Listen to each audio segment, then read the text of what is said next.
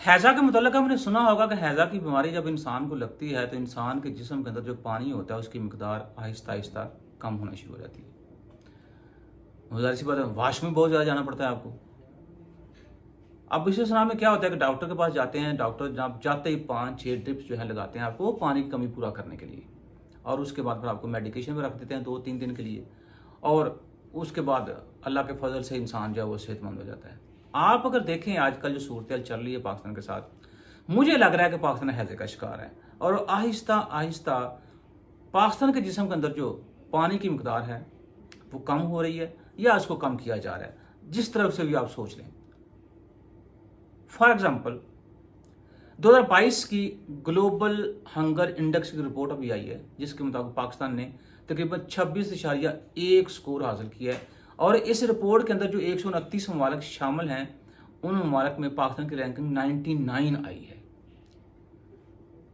हालांकि हम एक एग्रेरियन कंट्री हैं और बड़े फख्र से हम कहते हैं, और एग्रेरियन कंट्री के अंदर तो ये सिचुएशन नहीं आनी चाहिए, हमारा स्कोर जो है इससे कहीं अच्छा होना चाहिए। 2007 और 8 की रिपोर्ट्स थी, उसके मुताबिक हमारा जो स्कोर था वो 32.1 से 36.8 था। मतलब कि 2007 में जो हमारा स्कोर 32.1 थे, 2008 में उसको इम्प्रूव करके हम 36.8 पे चले गए थे, और यही स्कोर 2014 में मुल्क की बदतरीन सतह पर पहुंचा था जब तकरीबन ये 29.6 था। और आज देखें हमने उस रिकॉर्ड को भी तोड़ दिया। जो रिकॉर्ड हमने 2014 में अपनी लोअर एफिशिएंसी में कायम किया था खुद ही, उसको हमने 2022 में तोड़ दिया। और इसकी वजूहात क्या बताई जा रही हैं?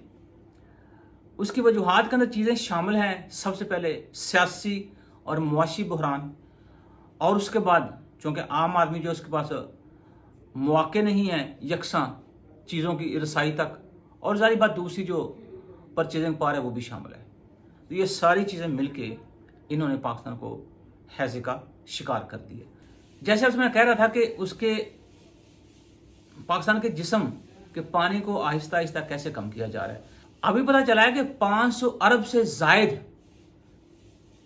बिजली चोरी का इंकशाफ हुआ है, और इसमें देखें कैसे 55,000 से जायद शिकायत दर्ज हुई, 20,000 FIRs, और उनमें सिर्फ जो है इस सारे नुकसान के अंदर जो भी इंकशाफ हुआ है 528 अफराद जो हैं उनके खिलाफ कार्रवाई की गई।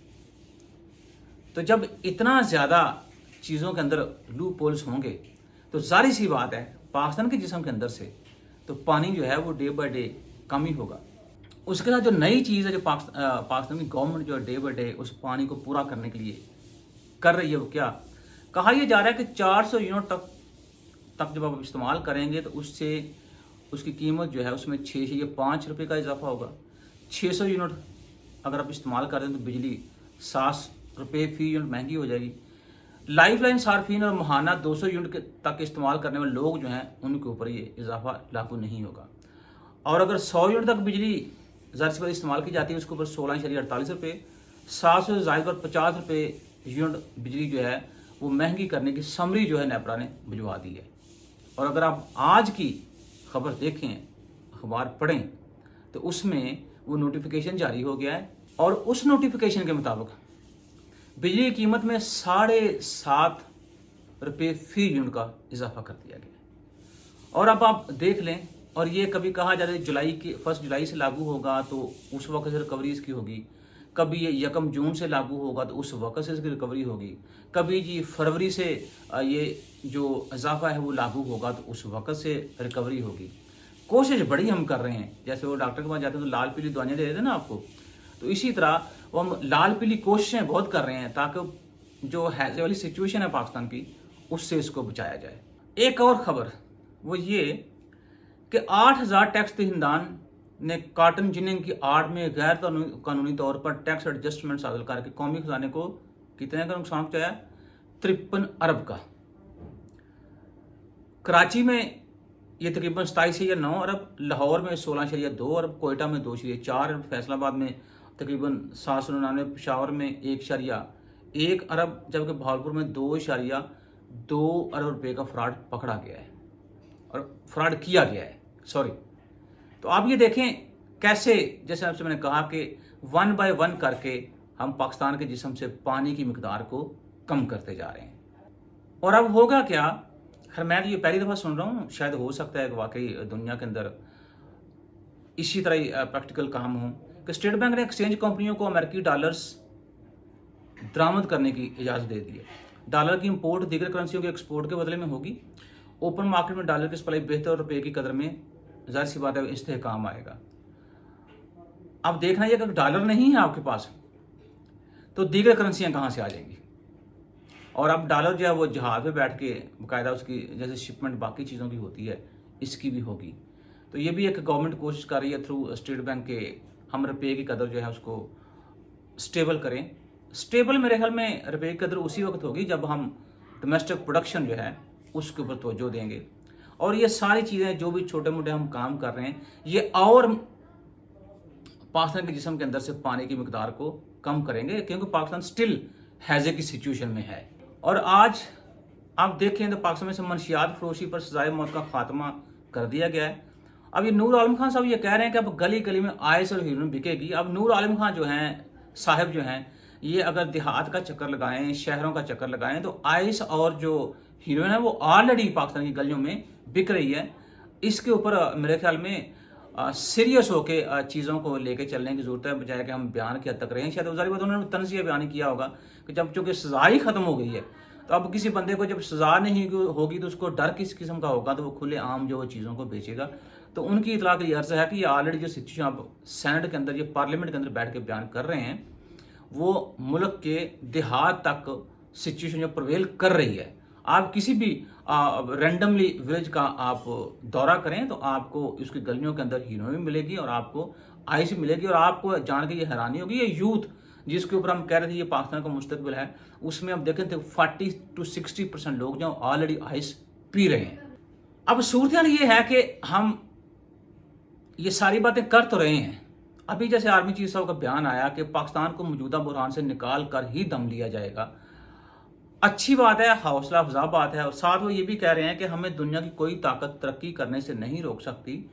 देखें, कोई भी मुल्क जो है वो क्यों रोकेगा आपको तरक्की करने से, अगर आप खुद तरक्की करना चाह रहे हैं। इस बयान की तायीद, इस बयान के साथ पॉलिटिशियंस की तरफ से भी इस तरह से मिलते जुलते बयान आते तो मेरे ख्याल में मैं समझता कि शायद हम लोग मेच्योर हो चुके हैं, लेकिन मेरा ख्याल है नहीं। वजह यह है कि ये कहने और करने के दरमियान जो तजाद है वो मेरे ख्याल में हमें ख़त्म करना चाहिए। अब कैसे करेंगे, क्योंकि आप तो बार बार यही कह रहे हैं कि हम जो ग्रीन इनिशिएटिव हमने लिया है पाकिस्तान के अंदर वो सब्ज़ इनकलाब लाने के लिए, तो एग्रीकल्चर सेक्टर जो उसको हम फोकस करेंगे और उसमें आप देखें तो हर छोटा बड़ा किसान जो है उसको फ़ायदे मिलेंगे, बल्कि छोटे किसान को हम ज़्यादा फोकस करेंगे। छोटा किसान कौन है आपका? छोटा किसान है जिसकी ज़मीन 5 एकड़ है, 6 एकड़ है, 10 एकड़ है या 15 एकड़ है। उसके अंदर सारी 1 एकड़, 2 एकड़, 1.5 एकड़, 4 कनाल वाले किसान भी शामिल हैं।